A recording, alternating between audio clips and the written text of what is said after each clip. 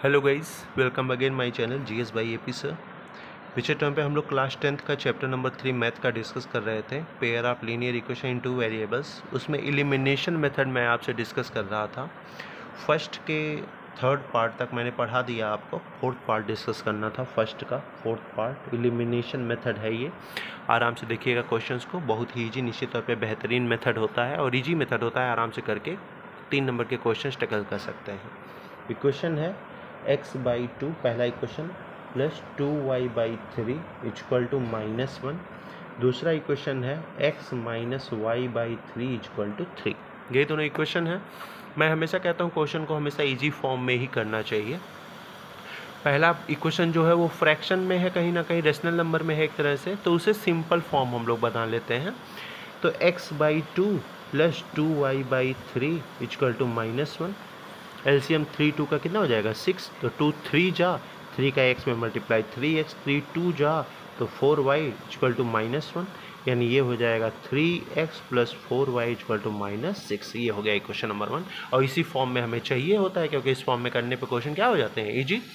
ऐसे दूसरा इक्वेशन है x minus y/3 equal to 3, तो x अपन क्या कर लेते हैं 1, हमेशा 1 छिपा होता है। 3 हो गया एलसीएम, तो 1 3 जा तो 3x minus y equal to 3, यानी इक्वेशन हो जाएगा 3x minus y equal to 9। ये हो गया इक्वेशन नंबर 2। देखिए आराम से क्वेश्चन कितना इजी हो गया। फ्रैक्शन में था तो फ्रैक्शन में देखने पे थोड़ा वो लग रहा था कि टफ होगा। देखो क्वेश्चन कितना इजी है। अब इन दोनों इक्वेशन को मैं आराम से इनकी जगह पे पुटअप कर लेता हूँ, थोड़ा सिंपल फॉर्म में लिख लेता हूँ जैसे चाहिए।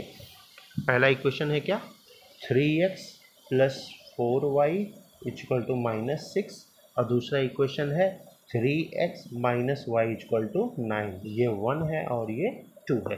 बाकी इरेज कर देते हैं क्योंकि हमें मेन इक्वेशन मिल गया अपना।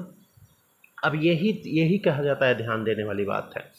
अब देखो यहाँ 3x ऊपर भी है, 3x नीचे भी, तो अब x के कोफिशिएंट से ऊपर और नीचे मल्टीप्लाई करने से कोई फ़ायदा है ही नहीं। डायरेक्ट क्या करते हैं, घटा देते हैं। तो ये माइनस, ये प्लस और ये माइनस, ये ख़त्म हो जाएगा ऐसे ही। अब यहाँ भी 3x है, यहाँ भी 3x है, हम लोग को एक एलिमिनेट करना होता है। अब उसके लिए ज़रूरी नहीं नीचे का मल्टीप्लाई ऊपर का नीचे करूँ, ये तब करते हैं जब ऊपर नीचे कोफिशिएंट बराबर ना हो। जब सेम कोफिशिएंट है तो वो करने की ज़रूरत नहीं होती है। 4y प्लस वाई ये हो जाएगा 5y और 9 6 हो जाएगा -15, तो y इक्वल टू हो जाएगा -15/5, यानी y की वैल्यू कितनी हो गई -3। यही y की वैल्यू पुट कर दो 1 में, put the value of y इन 1।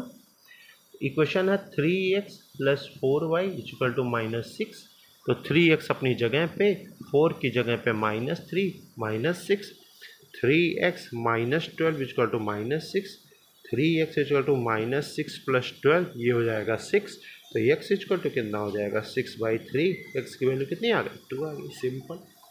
यानी फ्रैक्शन में अगर आपको कोई क्वेश्चन दिख रहा है तो फ्रैक्शन को पहले सिंपल इक्वेशन के फॉर्म में ला दो। सिंपल इक्वेशन के फॉर्म में लाने के बाद आराम से उसे एलिमिनेशन मेथड से कर लो। एलिमिनेशन मेथड का रूल होता है, नीचे जो एक्स का कोफिशिएंट होता है उसका मल्टीप्लाई ऊपर, ऊपर जो एक्स का कोफिशिएंट होता है उसका मल्टीप्लाई नीचे। लेकिन कभी कभी ये बराबर होते हैं तो आपको डायरेक्ट घटा दिए जाने की ज़रूरत है, आपको इधर से उधर मल्टीप्लाई किए जाने की ज़रूरत नहीं है। ये क्वेश्चन नंबर 1 में फोर्थ पार्ट थे, चारों पार्ट मैंने आपको करा दिया। अब क्वेश्चन नंबर 2 पे चलते हैं। तो थियोरेटिकल क्वेश्चन है, इसी को ध्यान से देखना, समझना और उसे रिप्रेजेंट करना बहुत ज़रूरी है, क्योंकि इसको अगर आप कर लेते हैं तो क्वेश्चन और भी ईजी हो जाएगा। तो क्वेश्चन नंबर 2 का फर्स्ट पार्ट देखते हैं। इसके भी क्वेश्चन देखिए बिल्कुल वही सब्स्टिट्यूशन मेथड जैसे ही है, बस थोड़ा इसमें मेथड अलग कर देता है। मैं हमेशा बोलता हूँ अगर बाई चांस नाम दे के पूछ लेता है तो उसके अकॉर्डिंग ही मेथड यूज़ करिएगा। नाम नहीं देता है तो आप दोनों में से कोई भी मेथड यूज़ कर सकते हैं।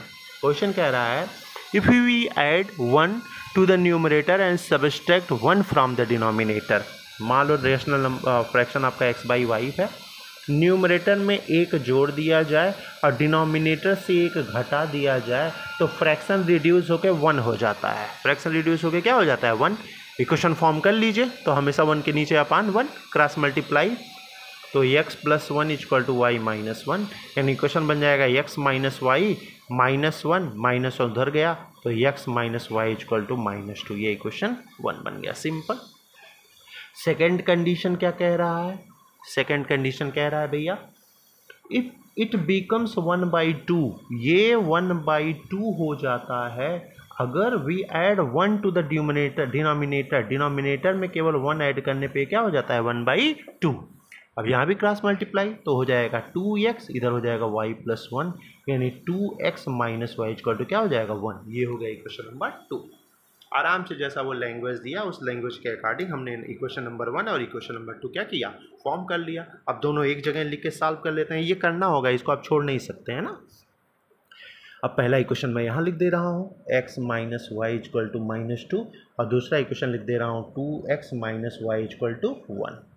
ये 1 है, ये 2 है।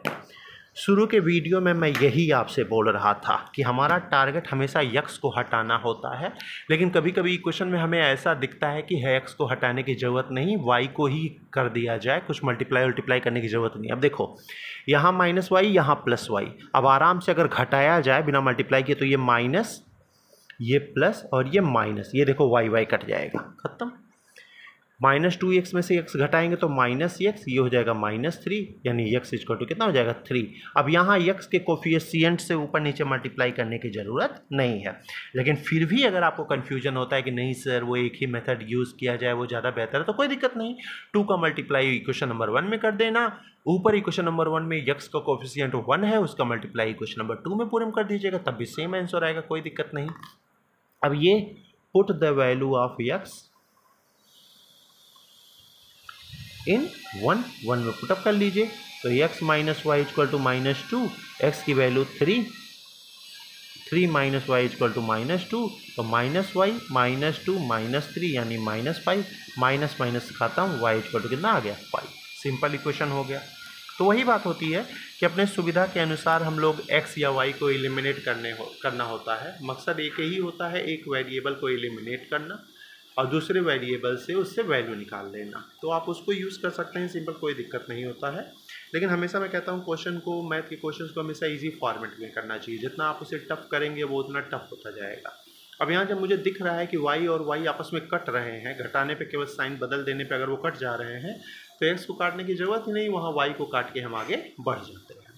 फिर भी प्रॉब्लम हो रही है तो वही मेथड यूज़ करिएगा जैसा मैंने बताया। नीचे इक्वेशन के x कोफिशिएंट से ऊपर इक्वेशन 1 में सब में मल्टीप्लाई, इक्वेशन नंबर 1 के x कोफिशिएंट से इक्वेशन नंबर 2 के साइड नंबर में मल्टीप्लाई, आराम से वहाँ से भी आंसर आ जाएगा। ये क्वेश्चन नंबर 2 का फर्स्ट था। क्वेश्चन नंबर 2 में 4 पार्ट और हैं जो डिस्कस करेंगे हम लोग नेक्स्ट वीडियो में। इतना आप लोग रिवीजन करिएगा, फिर आगे हम लोग मिलते हैं।